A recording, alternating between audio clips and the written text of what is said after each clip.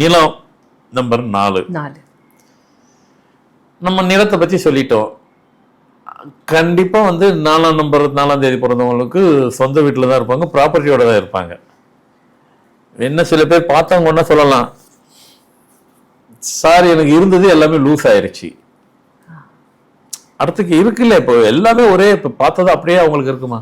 நீங்கள் சொன்னதெல்லாம் உண்மை. நாங்கள் வச்சிருந்தோம். லேண்ட்லார்டெலாம் பார்த்தீங்கன்னா 4ல் இருப்பாங்க. பெரிய லேண்ட்லார்டுனாங்க, அவங்க தேதியில் 4 இல்லாமல் லேண்ட்லார்டாக இருக்க முடியாது. One thing. செகண்டரி, நீங்கள் சொன்னது எல்லாம் உண்மை.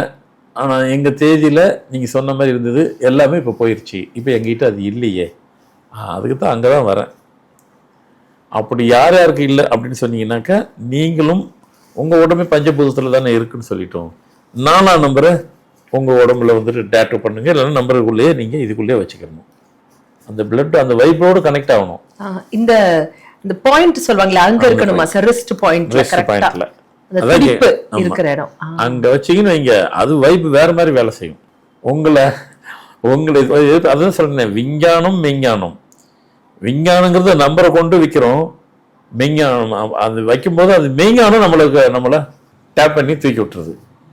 அப்போ இதை செஞ்சால் கடவுள் செஞ்சு தானே கொடுக்கணும். இப்போ பஞ்சபூதம் விஞ்ஞானமே மெய்ஞானம், நம்பர் சொன்னால் விஞ்ஞானம், அது இயற்கையில் உள்ள வரும்போது அது மெய்ஞானம்.